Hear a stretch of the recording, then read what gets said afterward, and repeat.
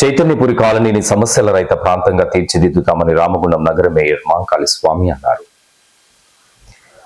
Ward సందర్శనలో భాగంగా శుక్రవారం 22వ division Chaitanyapuri కాలనీలో పర్యటించారు. ఈ సందర్భంగా ఆయన మాట్లాడుతూ పేద ప్రజలు ఎక్కువగా నివాసం ఉంటున్న ఈ కాలనీని గత పాలకులు పట్టించుకోకపోవడంతో అభివృద్ధిలో వెనుకబడి ఉందని అన్నారు.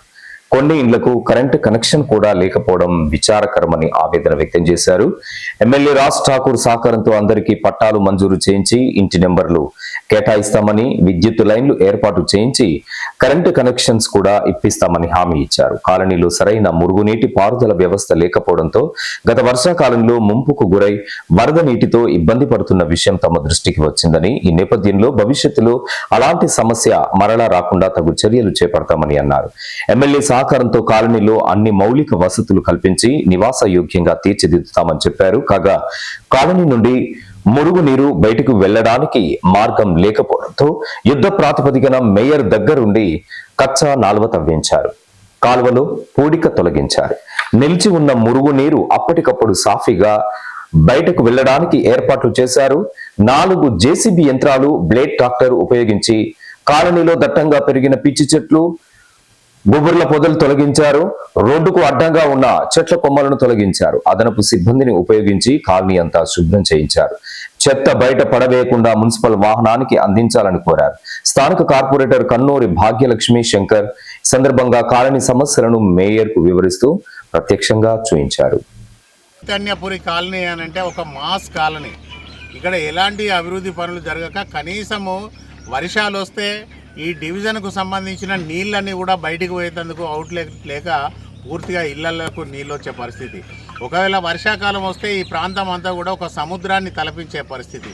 ఇదంతా కూడా ఈరోజు పూర్తిగా ప్రజలకు డివిజన్ అంతా అందుబాటులోకి తీసుకురావాలనే సంకల్పంతో ఈరోజు దాదాపుగా 2 జేసీబీలు, 4 ట్రాక్టర్లు, 2 చైన్ మిషన్లు, దాదాపు ఒక 40-50 మంది మ్యాన్ పవర్ అందరినీ కూడా ఇక్కడికి తీసుకొచ్చి ఈ డివిజన్లో పనులన్నీ కూడా శానిటేషన్కు సంబంధించినవి పూర్తి చేస్తూ ఉన్నాం. గౌరవ ఎమ్మెల్యే రాజ్ ఠాకూర్ గారు నిత్యం కూడా ప్రజలకు కావాల్సిన కనీస సౌకర్యాలు మెరుగుపరచాలి, ప్రజలకు అన్ని సౌకర్యాలు అందుబాటులోకి తీసుకురావాలని చెప్పేసి ఏదైతే వారు సూచన చేస్తూ ఉన్నారో దాని ప్రకారం ఈరోజు 22వ డివిజన్లకు రావడం జరిగింది. ఇక్కడ అనేకమైన సమస్యలతోటి ప్రజలందరూ కూడా సతమతం అవుతూ ఉన్నారు. తప్పకుండా ఇక్కడ ఏదైతే అండర్ గ్రౌండ్ డ్రైనేజ్ కానీ, డ్రైనేజీ వ్యవస్థ కానీ, లేకపోతే ఎలక్ట్రిసిటీ వ్యవస్థ పూర్తిగా ఇదొక ఊరుకు దూరంగా ఉన్న ఏరియా లెక్క అయిపోయింది. ఇక్కడ ఎవరు పట్టించుకున్న పాపాన పోతలేదు దీన్ని. ఈరోజు మున్సిపల్ అధికారులు అందరూ కూడా ఇక్కడికి రావడం జరిగింది. ఇవన్నీ కూడా మా ఏఈ గారు, అలాగే మా టౌన్ ప్లానింగ్ వాళ్ళు, మా శానిటేషన్ సిబ్బంది అంతా కూడా ఇక్కడికి వచ్చిర్రు. ఎవరెవరికి సంబంధించిన డిపార్ట్మెంట్కి సంబంధించిన సమస్యలు ఉన్నాయో వారి వల్ల నోట్ చేసుకొని వాటిని వెంటనే పరిష్కారం చేసేందుకు ప్రయత్నం చేస్తూ ఉన్నాం. ఈ డివిజన్కు సంబంధించిన అక్క చెల్లెలందరికీ కూడా కోరుతూ ఉన్నాం, ప్రతిరోజు మీ ఇళ్లకు ట్రాలీ వస్తుంది గార్బేజ్ చెత్త తీసుకువెళ్ళేందుకు. ఎవరు కూడా చెత్తను రోడ్ల మీద వేయకుండా ఆ ట్రాలీకి ఇచ్చినట్టయితే మన వాడను ఒక అందమైన వాడగా తీర్చిదిద్దుకునే అవకాశం ఉంటుంది. కనుక దయచేసి అక్క చెల్లెళ్ళందరూ కూడా ఆ ట్రాలీకి చెత్త ఇవ్వాలని చెప్పేసి కోరుతా ఉన్నాం.